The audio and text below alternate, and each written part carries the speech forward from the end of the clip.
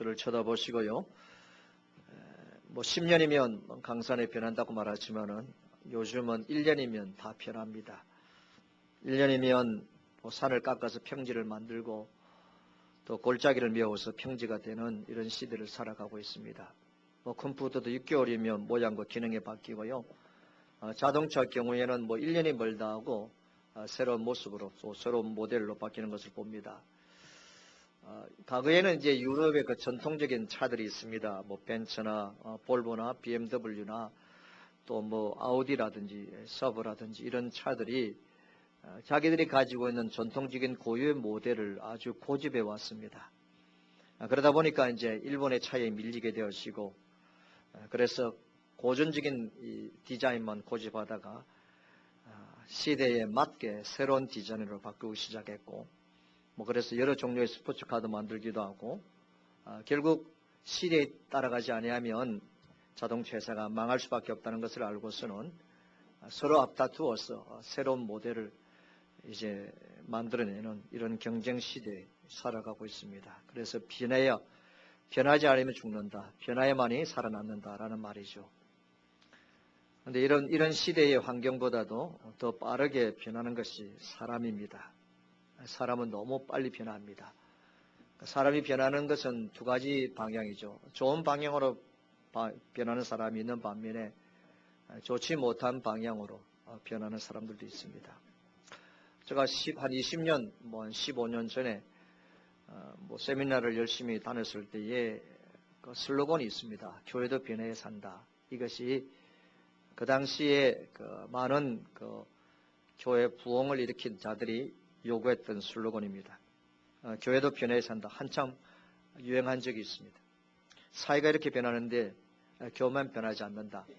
그렇게 가르치면서 변화를 두려워하는 교회는 문을 닫는다라는 말들을 참 많이 들었습니다. 그래 그 결과로 인하여서 좋은 방향으로 뭐 교회가 바뀌어진 부분도 참 많습니다. 그래 또 한 가지는 좋지 못한 방향으로 교회가 너무 빠른 속도로 변해져 가고 있다는 것도 여러분 아십니까?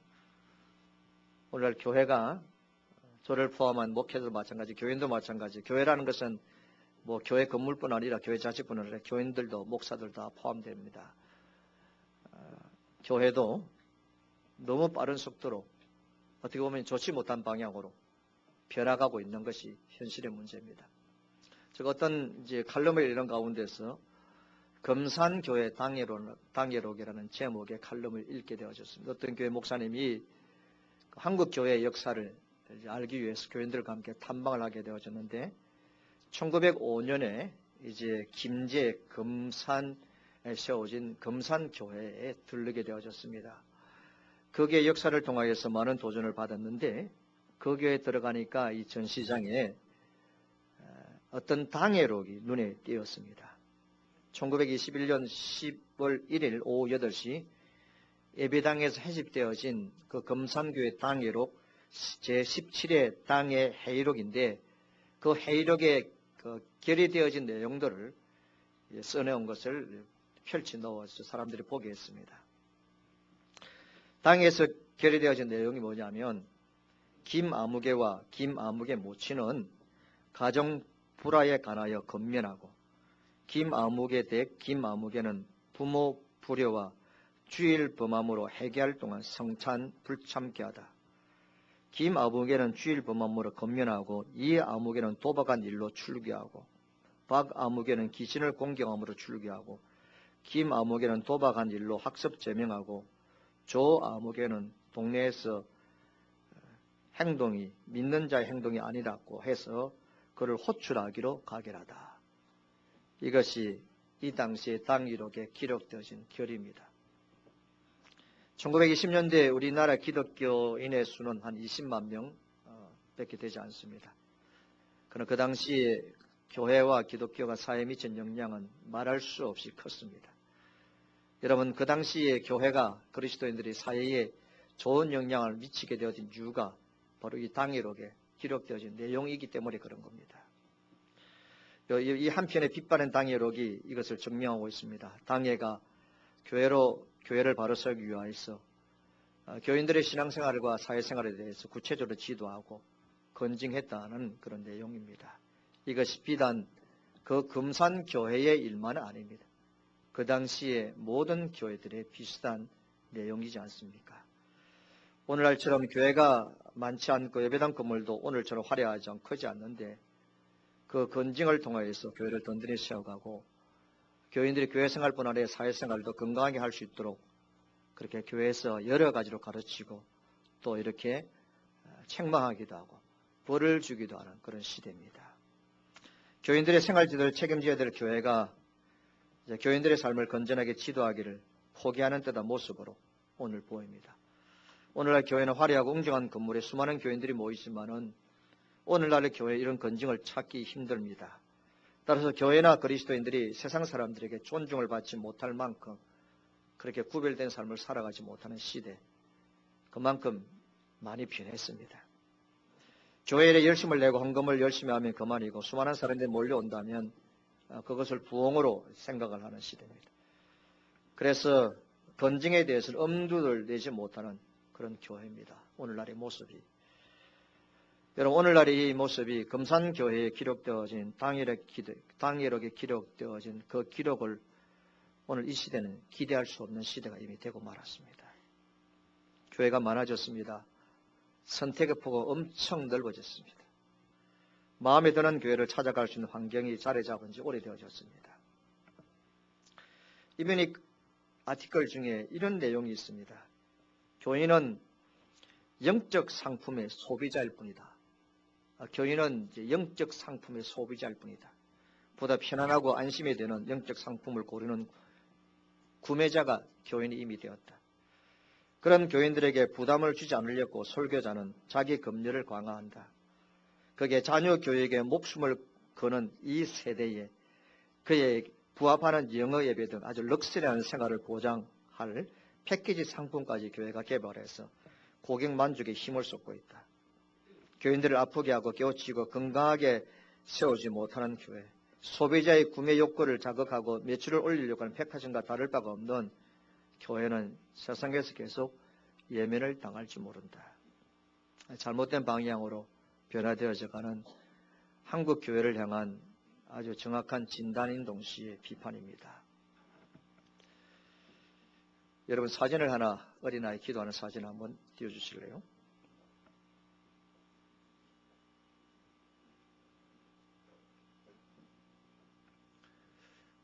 여러분, 아이가 이제 아주 기도하는 모습 너무 귀엽고 앙증맞지 않습니까?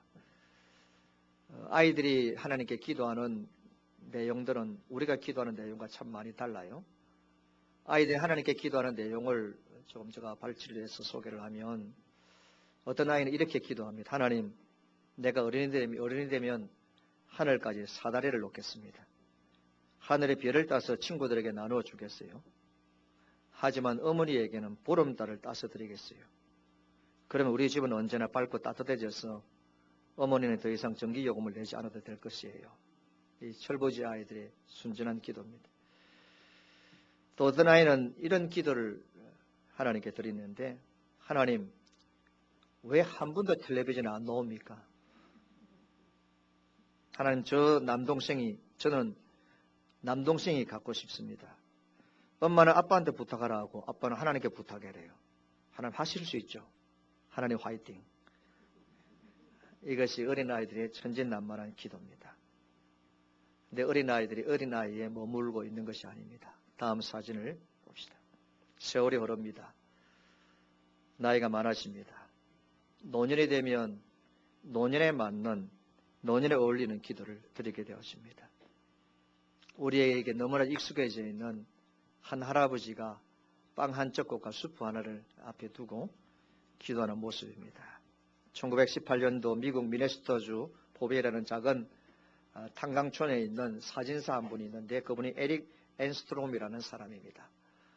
그분이 이제 자기 가게에 한 노파가 찾아왔습니다. 무척 힘들어 보였습니다. 배고파하는 모습을 보고서는 이 사진사가 노인에게 소박한 빵 한 조각과 스프를 대접했는데 이 노인이 그 빵 한 쩍국과 스프를 앞에 두고 감사의 기도를 드리는 모습을 보고 감동을 받았습니다.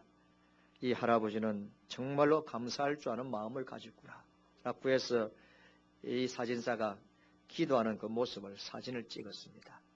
그러고 난 다음에 이 흑백 사진을 보게 되어진 이 사진사의 딸이 그림으로 그 사진을 그리게 되어졌는데 그것이 바로 저 그림인 겁니다.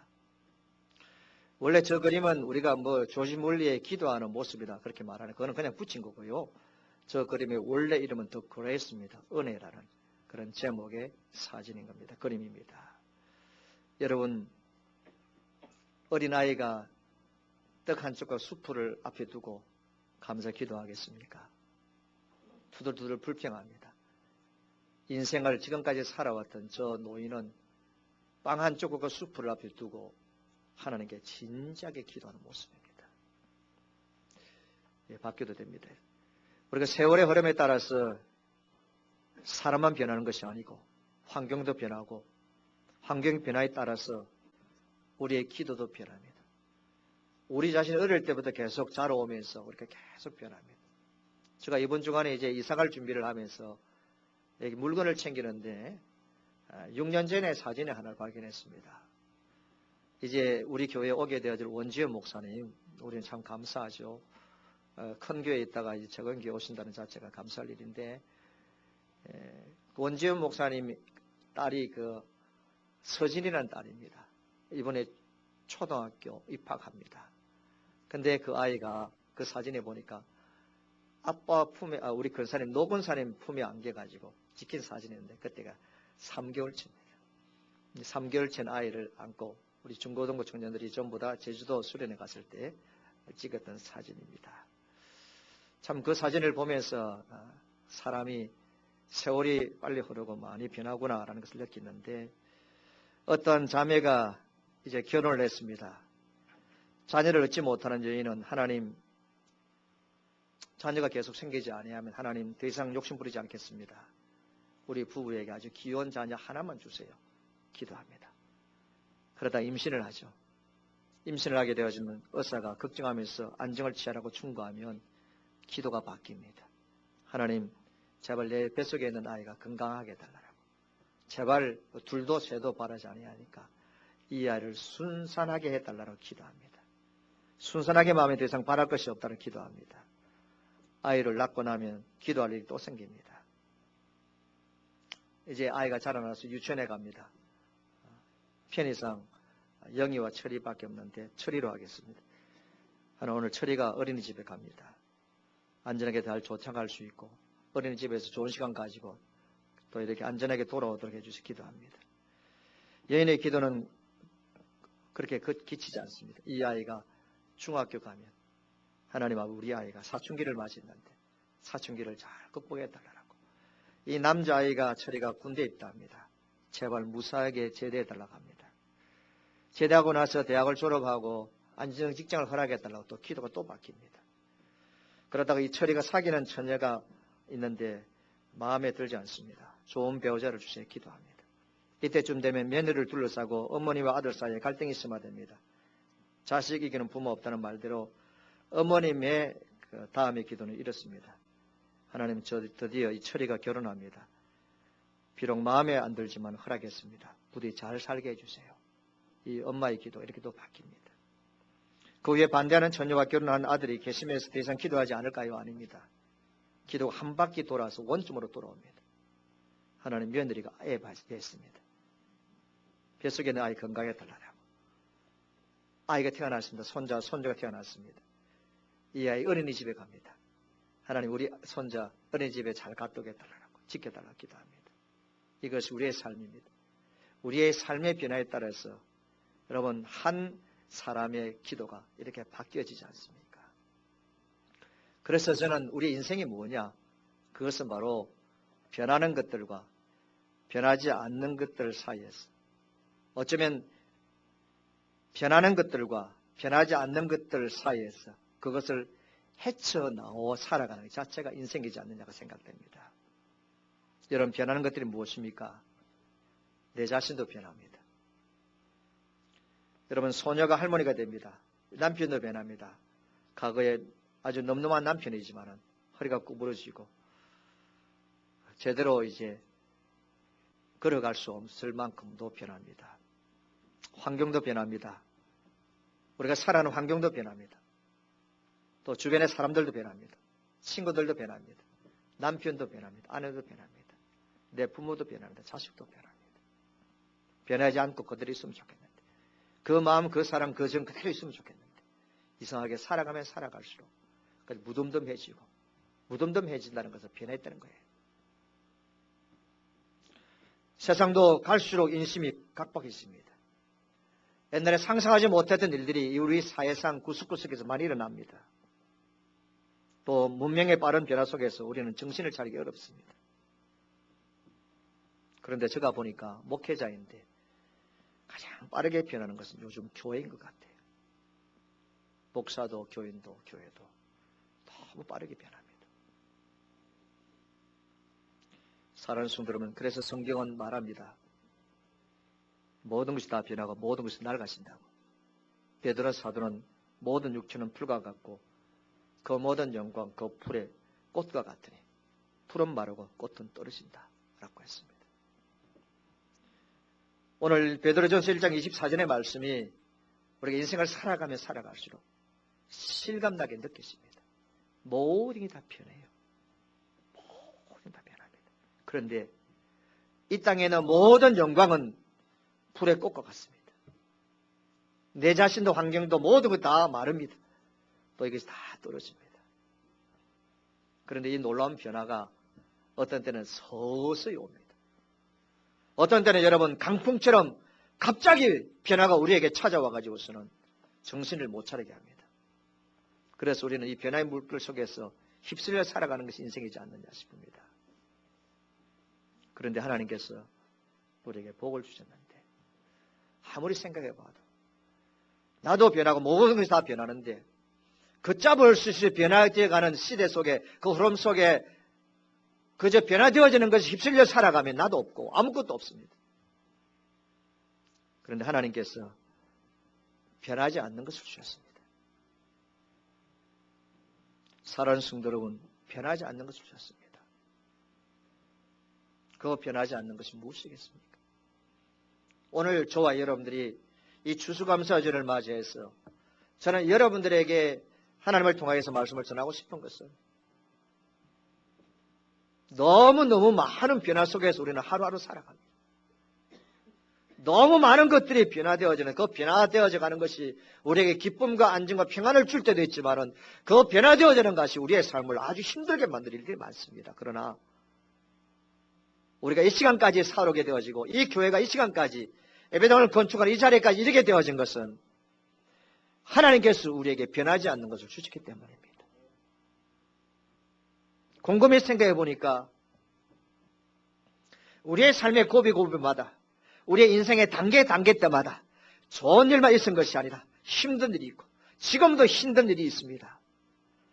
그래서 내가 받아들일 수 없는 그 환경, 그 여건, 그 힘든 것들이 나에게 부닥쳐올 때에 그것을 이기지 못하여서 힘들어요. 죽고 싶은 상황들이 많이 있었지만은 그럴 때마다 하나님께서 변하지 않는 것을 주셨는데 그래도 내 마음에, 여러분들의 마음에 하나님께서 기도하는 마음을 주셨습니다.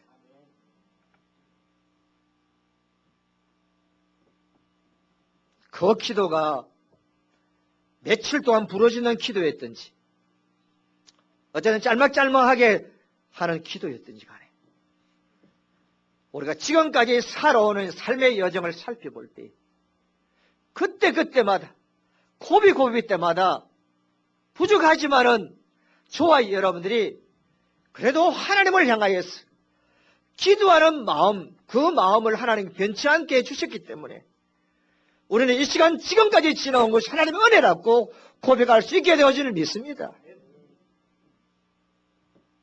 야, 저분은 저런 어려움과 저런 상황 속에서 어떻게 견뎌낼까? 어떻게 극복할까? 궁금해합니다. 그런데 그 어려운 현실을 그래도 조금씩 이겨내는 모습을 봅니다. 무엇 때문에 그럴까? 하나님께서 그 형제와 자매의 마음속에 그래도 기도하는 마음을 주셨기 때문에 그 기도의 끈 때문에 저렇게 일어서구나라는 사실을 발견합니다. 사랑하는 성도 여러분, 사연이 있을 때마다 한 여인이 결혼해서 아이를 키우며 노년에 이르기까지 사연이 있을 때마다 믿음의 형제 자매들은 하나님께 엎드려 기도하죠. 내가 기도하는 마음이 변하지 않습니다. 변하지 않았습니다. 이것이 우리를 지탱하는 힘이었습니다. 오늘 우리가 이 추수감사주일은 지난주에 말씀한 것처럼 이번 주간은 우리가 예배당을 짓는 이 역사적인 주간입니다.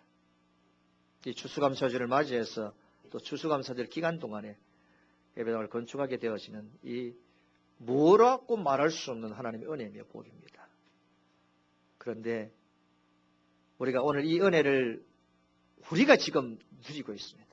이 은혜를 우리가 지금 받고 있습니다. 이런 은혜를 받고 누리고 있게 되어진 원인과 비결이 어디 있을까? 여러분, 내 개인적으로 여러분의 삶과 여러분의 신앙생활, 우리 교회에 바람이 없었습니까? 흔들림이 없었습니까? 변하는 것이 없었습니까? 많이 변합니다, 사람들은. 그런데도 우리가 이 예배당을 건축하는 이 자리에까지 이르게 되어진 것은 우리 꿈이 있는 교회 공동체 안에 많은 사람들이 기도하는 마음이 변하지 않았기 때문에, 기도하는 마음이 변하지 않기 때문에, 변하지 않는 기도하는 것 심정, 그때마다 하나님께 아뢰고 주께 부탁하는 변하지 않는 기도의 그 마음이 우리를 이 시간 여기까지 이르게 되어진 줄 믿습니다. 할렐루야. 우리 모두 개인도 마찬가지입니다. 우리가 가정생활하며 자식을 키우면서 삶을 살아오면서 힘들고 어려운 일들, 낙심하고 우리를 너무너무 힘들게 하는 일들이 있을 수 있었고 앞으로도 있을 것입니다만은 변하지 아니하는 하나님을 향하여서 그래도 엎드려 기도하는 그 변하지 않는 마음만 있으면, 오늘 나중에 함께 보겠습니다만은 시편 144편 12절에서 14절까지 있는 말할 수 없는 하나님의 놀라운 복이 우리에게 부어줄 줄 믿습니다. 그뿐 아니라 여러분, 변하지 않는 것이 또 하나 있습니다. 내가 기도하는 마음이 변하지 않았는데 이보다 더 중요한 것은 나의 기도를 받으시는 하나님이 변하지 않았습니다. 할렐루야. 나의 기도를 들으시는 하나님이 변하지 않았습니다. 내 기도가 어설프기도 하고, 어떤 때는 내 기도가 굉장히 욕심적이기도 하고, 어떤 때는 내 기도가 인간적인 기도 있을 수도 있었으나, 그러나 하나님은 내 기도를 받으시는 하나님, 그분은 변치 않았습니다. 변치 않았습니다. 여러분, 부모도 남편도 아내도 자식도 변합니다. 가족끼리의 애정도 사랑도 식어버립니다. 살면 살수록 이상하게도 섭섭한 마음은 더 많이 들어요. 그죠? 여러분들만. 우리가 살아갈 수 있는 것은 이렇게 수많은 것들이 변화되어지는 그런 가운데서 우리를 불안하게 만드는 변수들이 너무 많아요. 그래서 저도 마찬가지지만은 우리 교인들까지도 이 가정법을 굉장히 많이 사용합니다. 아, 우리 아이가 어떻게 되면 어떻게 할까? if, 뭐 하면, 우리 회사가 망하면, 우리 자녀들이 잘 되지 아니하면, 내 건강이 좋지 아니하면, 이 가정법을 많이 사용합니다. 그래서 저와 여러분들이 만약에 이러면 이렇게 할 것이고 만약에 저러면 저렇게 할 것이라고 우리가 많이 생각하고 상상하며 삶을 살아옵니다. 왜 그러냐면 하도 사회가 많이 변하기 때문에. 그런데 여러분들 가운데 만일 내일 아침에 해가 뜨지 아니하면 어떻게 할 것인가 고민하는 분은 한 사람도 없습니다. 내일 아침에 우리가 해를 보지 못하고 산소가 없으면 어떻게 할 것인가 라고 고민하는 사람 한 사람도 없습니다. 인생이 살아갈 수 있는 것은 수많이 변하는 것들 가운데 변하지 않는 것이 있기 때문에 인생이 살아가는 겁니다. 너무 철학적인지 모르지만 여러분 너무너무 변하는 이런 시대 속에 그래도 변하지 않는 것이 있기 때문에 모든 것이 다 변하면 우리는 못 삽니다. 무엇인가 변하지 않는 것들이 많기 때문에 그 변하지 않는 것에 그래도 붙어있기 때문에 우리 인생을 살아가는 거죠. 변하는 것들은 우리를 불안하게 만듭니다. 그러나 변하지 않는 것은 우리에게 용기를 주고 평안을 줍니다. 변하지 않는 것이 무엇입니까? 그래도 우리가 하나님께 기도하는 마음이 변하지 않습니다. 우리의 기도를 들으시는 하나님이 변하지 않습니다. 더 나아가서 변하지 않는 중에 최고는 나의 하나님입니다. 오늘 히브리서 14장 8절 말씀처럼 그는 어제나 오늘이나 내일이나 동일하신 분입니다. 영원하신 분이십니다. 언제나 신실하시고 언제나 성실하신 분이십니다. 그래서 우리 히브리서 14장 8절 말씀을 가지고 우리는 에베네스 하나님을 찬양하게 되어지고 임마누엘 하나님을 찬양하게 되어지고 그리고 여호와 이레 하나님을 찬양하게 될 줄 믿습니다. 할렐루야. 따라합시다. 에베네스 하나님을 찬양합니다. 임마누엘 하나님을 찬양합니다. 여호와 이레 하나님을 찬양합니다. 할렐루야. 우리가 이렇게 찬양할 수 있는 것은 변하지 않는 하나님 때문에 그렇습니다. 영원토록 그분은 어제나 오늘이나 내일이나 동일하십니다. 그분 때문에 그렇습니다. 그러므로 여러분 우리가 기도하는 마음도 우리의 기도를 들으시는 하나님도 변하지 아니하셨고 나의 주 나의 하나님 그분 자체도 변하지 않았습니다. 또 한 가지 있습니다. 하나님의 말씀도 여러분 변치 않습니다. 베드로전서 1장 말씀에 소개되는 것처럼 모든 영광은 풀과 같습니다. 풀은 마르고 꽃은 시들으십니다. 오직 주의 말씀은 새석들어 있도다. 하나님의 말씀은 변치 않았습니다. 무슨 말씀인지 아십니까? 우리가 지금까지 살아오게 되어진 것은 변하지 않는 주의 말씀 때문에 그렇습니다. 우리가 지금까지 살아온 것은 여러분들의 심령 속에 저의 마음 속에 나도 모르게 어떤 때는 나도 느낄 수 없을 만큼 그래도 하나님의 주신 말씀 변하지 않는 말씀이 그래도 한 구석에 내 마음속에 뿌려져 있기 때문에 변하지 않는 하나님 말씀이 그래도 내 속에 심어져 있었기 때문에 이토록 수많은 것들이 변하는 시대 가운데서도 하나님의 은혜 가운데 살고 지금까지 서러게 해준 줄 믿습니다. 변치 않는 하나님의 말씀입니다. 오늘 우리 꿈이 있는 교회가 오늘 이 시간까지 이르게 되어진 것은 부족하지만은 끊임없이 성령께서 우리에게 하시고자 하는 말씀을 준비해서 전하려고 하는 내 마음과 더불어 하나님의 말씀을 향하여서 그저 귀나무 듣고 그래서 그 말씀을 붙들고 살려고 노력하는 옥토 같은 여러분의 마음 때문에 하나님께서 우리 교회를 이 시간에 이르게 되어준 줄 믿습니다. 변화되어지는 말씀에 변화되어지는 하나님에게 우리가 붙어있기 때문에 그렇습니다. 여러분 교회 생활이 뭔지 아십니까? 신앙생활이 뭔지 아십니까? 여러분 제발 신앙생활 교회 생활을 착각하지 마시기 바랍니다. 교회 생활이 무엇이며 신앙생활이 무엇입니까? 나도 변하고 사람도 변하고 모든 환경도 변하는 이 변화의 한복판에 서 있는 우리 자신들입니다. 이 변화의 시대 속에 한복판에 서 있는 저와 여러분들이 우리 자신을 변하지 아니하시는 하나님에게 연결시켜 주시는 작업이 교회 생활이며 신앙 생활입니다. 교회 생활이 뭐겠어요? 오늘 이 시간 저와 여러분들이 이 자리에 와서 예배를 드립니다. 우리가 예배를 드리고 교회 생활하는 이유가 어디에 있습니까? 오늘 우리 모두가 다 변하지 않는 하나님과 변하지 않는 하나님 말씀에 여러분들이 붙어있도록 연결시키는 주는 작업이 바로 교회 생활이며 신앙 생활이며 예배인 줄 믿습니다. 여러분 봐요. 교인들 하여금 변하지 않는 하나님 말씀과 하나님에게 연결시키고 붙어있도록 목회자와 온 교회가 거기에 관심을 쏟아부어서 거기에 많은 것들을 투자해야 하는데 그렇지 못하죠. 연결시키려고 하니까 싫어해요. 하나님에게 붙어있도록 하려고 하니까 싫어해요. 하나님과 말씀보다도 교회보다도 세상에 더 가까이 나아가려고 하는 것 때문에 연결시켜주는 작업이 너무 힘든 시대에 살아가고 있습니다. 하나님께 연결될 때 우리는 변화에 쓸려 내려가지 않고 중심을 잡고 설 수 있습니다. 오늘 우리가 처음에 들었던 금산교회 당일역에 기록되어진 말씀을 보세요. 그 당시 교회 생활이 무엇이었습니까? 그 당시 교회에서 하는 일을 가르치는 것이 무엇이었습니까?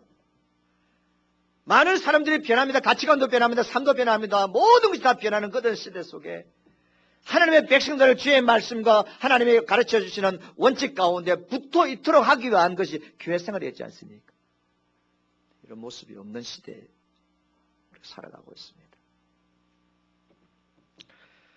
저는 오늘 이 시간 시편 144편을 여러분들에게 소개하고 있습니다. 시편 144편 말씀을 읽어가다 보면 다윗의 모든 생애가 이렇게 영화처럼 필름처럼 돌아가고 있습니다. 나중에 시간 내서 1절부터 마지막까지 읽어보시면 되겠는데, 다윗이 그의 삶의 역사 속에 그 삶의 흐름과 단계 속에 항상 나타나는 것이 하나 있습니다. 그것이 뭔지 압니까? 여호와 하나님께 기도함으로 하나님께 붙어 있었습니다.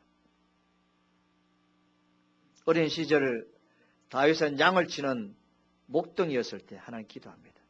연약한 이들의 보호자 되신 하나님 아버지, 저와 양떼들을 맹수로부터 지켜 보호하여 주시옵소서. 이것이 다윗이 어릴 때 양을 칠 때 기도했습니다.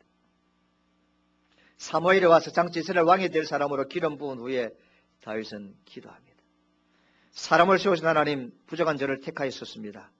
여호와의 대대체 무엇이가 내 저를 알아보시고 제가 무엇이가 이토록 생각하십니까? 부디오나건대 어려운 백성의 목자로 잘 할 수 있도록 저의 역량을 키워주시고 인도해 주시옵소서. 이렇게 다윗이 기도했습니다.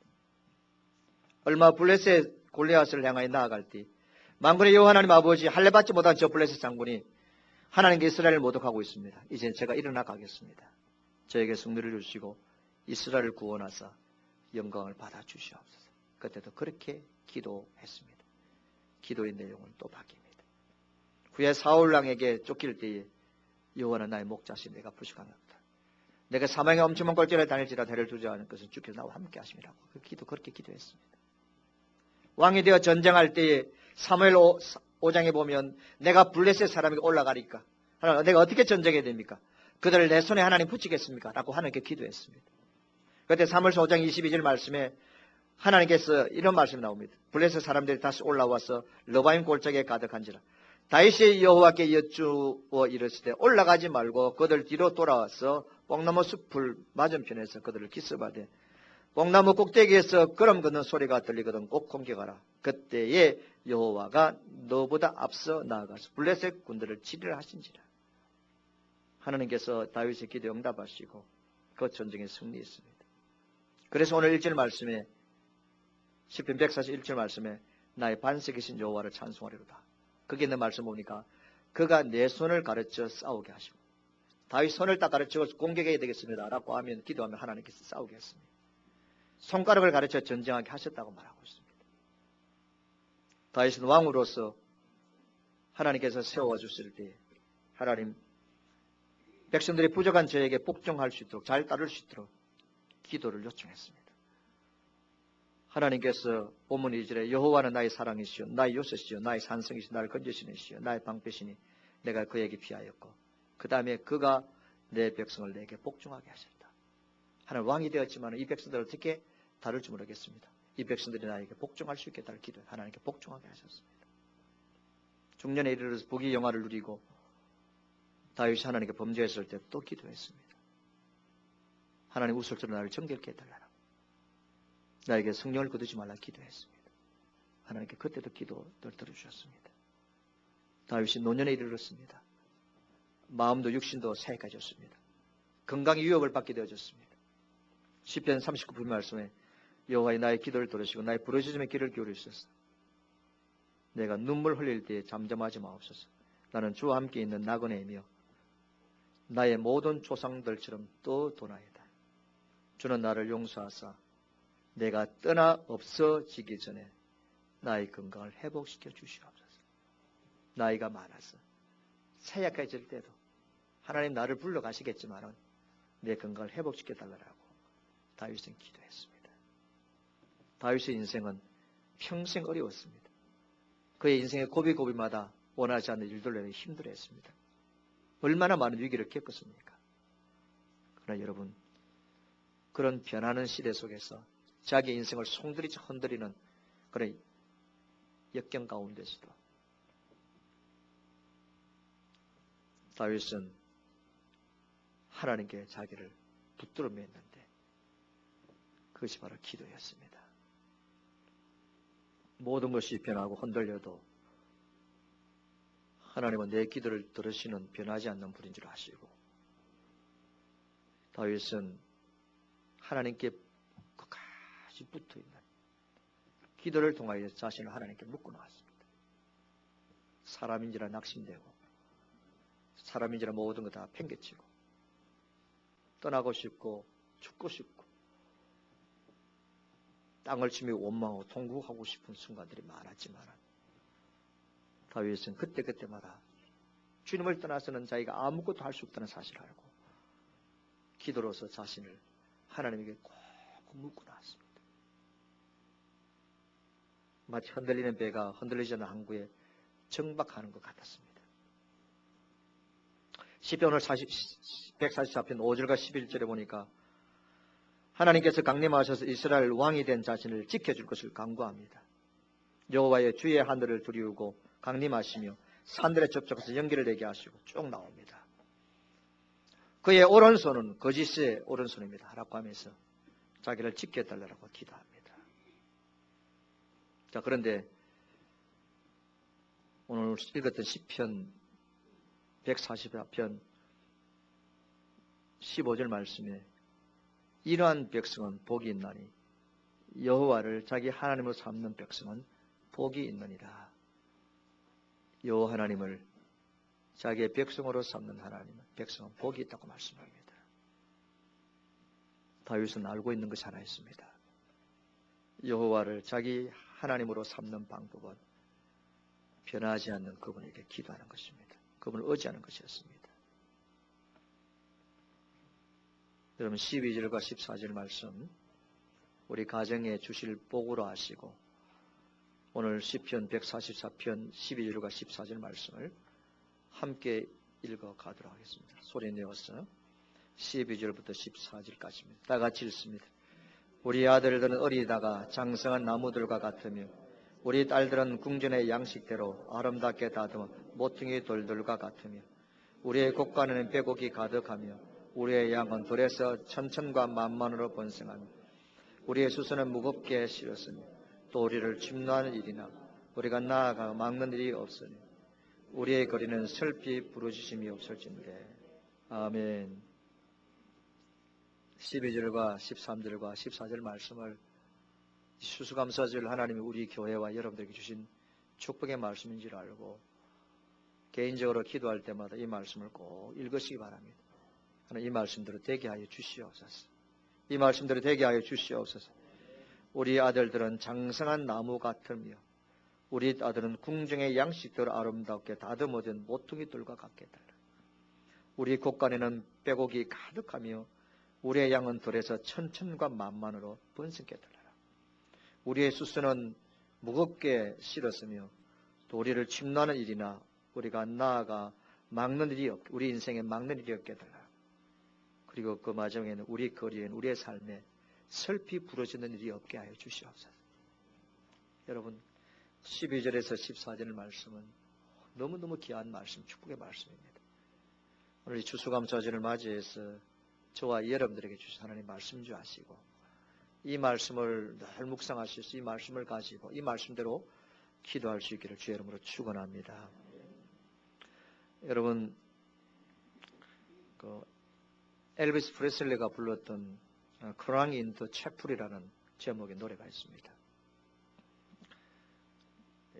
나는 성전에서 눈물 흘리며 기도하는 나를 보았다. I showed me 이래가지고 뭐 채플 이렇게 뭐 시작됩니다. 그 가사를 보면 너무너무 감동적인데, 이 엘비스 프리슬리는 우리는 잘 아는 대로 록 황제 아닙니까? 1967년도에 이 곡은 원래 부활절 특별 앨범에 이제 포함되어졌고요. 이 노래가 포함된 앨범이 이제 주 하나님 지으신 모든 세계, 이 곡도 포함되어져 있는데 무려 100만 장 이상을 팔렸습니다. 제가 여러분들에게 소개하려고 하는 것은 이 노래의 가사입니다. 예배당 안에서 울고 있었네. 내가 흘린 눈물은 기쁨의 눈물. 그 충만함의 의미를 아네. 이제 주님이 함께 하시니 기쁘네. 겸손한 사람들이 기도하러 오는 평범한 간소한 예배당. 매일매일 나를 더 강하게 해달라고 주님께 기도드리네. 찾고 또 찾아 나섰지만 난 찾을 수 없었네. 이 세상에는 마음의 평안을 얻을 수가 없네. 이제 나는 예배당 안에서 행복해. 우리가 한 마음이 되는 곳, 오직 주님께 찬양과 경배를 위해서 모두 예배당에 모이세. 당신이 찾고 또 찾았지만 결코 찾지 못하네. 이 세상에서 마음의 평안을 얻을 수가 없네. 모든 고통 예배당으로 가져와 무릎 꿇고 기도하세. 짐들이 한결 가벼워지고 당신은 확실히 거기를 찾게 되네. 라는 가사입니다. 저는 이 가사를 보면서 특별히 자기가 힘들고 어려울 때마다 하나님의 예배당에 교회에 와서 울고 있다는 것이죠. 울었다는 것이죠. 우리가 잘 아는데 이 엘비스 프레슬리는 가난한 가정에 태어났죠. 쌍둥이 형제가 태어나자 쌍둥이 형님은 태어나자마자 죽습니다. 아버지는 교도소를 들락거리고 어머니는 고생 가운데 흑인 슬럼가에서 가난하게 자랐습니다. 11살 때에 이 엘비스 프레슬리는 어머니에게 권총을 선물해 달라 해죠. 그런데 독신은 그렇지 않은 이 어머님은 자기 아들에게 기타를 선물로 해줍니다. 그로 인하여서 세계적인 가수가 된 거죠. 그 인기는 최고입니다. 그러나 이런 엘비스도 인생의 고독을 이기지 못했습니다. 그럴 때마다 기록에 의하면 그는 하나님을 의지했습니다. 겸손한 사람들이 기도하러 오는 평범한 간소한 예배당. 매일매일 나를 더 강하게 해달라고 주님께 기도드리네. 그래서 예배당에서 눈물로 기도하는 그 모습을 보고 예배당 안에서 희망을 찾았다라는 그런 가사입니다. 말씀을 맺으려고 합니다. 저도 여러분들도 홀로 설 수가 없습니다. 가난한 사람들에게만은 찾아주는 것 아니고요. 부한 사람에게, 건강한 사람에게 필요한 거 아니고요. 우리 모든 그리스도인들에게 다 하나님의 은혜가 절대적으로 필요합니다. 하나님의 은혜가 절대적으로 필요합니다. 왕이 된 다윗도 하나님을 갈망했습니다. 그의 인생의 단계마다 고비 때마다 하나님께 엎드려 기도하고 주의 전에 나아가서 엎드리는 것이 살 길인 줄 알고 엎드렸습니다. 하나님의 제단 앞에 눈물로 기도했습니다. 그때마다 그 인생의 단계 때마다 기도했습니다. 하나님께서 하나님을 자기의 백성으로 삼는 자를 복 주시겠다 약속하시기 때문에 하나님은 다윗을 이스라엘의 진정한 왕으로 하나님을 세우시고 그를 높이 들어 사용하신 줄은 잘 압니다. 사랑하는 성도 여러분, 오늘 시간 이 추수감사절을 맞이해서 이 변하는 시대 속에 세상은 저와 여러분들을 계속으로 세상에 우리를 묶어 놓으려고 합니다. 세상을 향하여서 더 관심을 가지고 세상에 우리를 묶으려고 많은 유혹을 합니다. 우리는 결코 세상에 우리 자신을 묶으면 안 됩니다. 왜? 모든 세상이 다 변합니다. 변합니다. 내 인생도 내 가족에게 묶어 놓을 수 있는 것 아니에요. 내 인생도 내 아내에게 나를 묶어 놓지 않습니다. 내 인생도 내 남편에게 영원히 묶어 놓을 수 있는 것도 아닙니다. 우리의 인생이 자식들에게 영원히 묶어 놓을 수 있는 것도 아닙니다. 우리 영원히 붙어 있을 분은 하나님밖에 없습니다. 하나님밖에 없습니다. 그래서 힘들고 어려울 때마다 오늘 이 노래의 가사처럼 하나님의 예배당에 와서 엎드려 눈물로 기도하고 그 기도를 통하여서 하나님께 내 자신을 묻고 놓을 때만이 우리에게는 소망이 있는 줄 믿습니다. 오늘 우리가 읽었던 12절과 14절 말씀에 우리 아들과 딸에 대한 축복의 말씀이 나옵니다. 우리 아이들이 똑똑할 수도 있고 똑똑하지 못할 수도 있고 사회 적응을 잘할 수도 있고 적응을 못할 수도 있고 대인관계를 잘할 수도 있고 대인관계를 잘 못할 수도 있고 센스가 있을 수도 있고 센스가 없을 수도 있고 몸이 느리기도 하고 몸이 빠르기도 하고 다 다릅니다. 그러나 오늘 이 시간 여러분들을 사랑하는 목사로서 여러분들에게 분명히 말씀드리고 싶은 것은 여러분들의 인생이 하나님에게 그대로 붙어있고 하나님께 붙어있는 저와 여러분들이 우리 자녀들이 예수 그리스도에게 변하지 않는 말씀과 예수 그리스도 교회에 붙어있게만 한다면 하나님께서 오늘 우리에게 약속하신 모든 축복을 반드시 허락하여 주실 줄 믿습니다. 왜 변하는 것들에게 붙으시려고 합니까? 왜 떠나는 것들에게 붙으시려고 합니까? 떠나지 아니하고 변하지 않는 하나님과 주의 교회에 오늘부터 영원히 붙어있는 저와 여러분 되시기를 주 여러분 축원합니다. 그래서 하나님께서 변하지 않는 하나님에게 붙어있는 당신의 백성들에게 주시고자 약속하신 모든 축복을 우리 추수감사절을 맞이해서 다 받아 누릴 수 있는 저와 여러분 되시기를 주 여러분으로 축원합니다.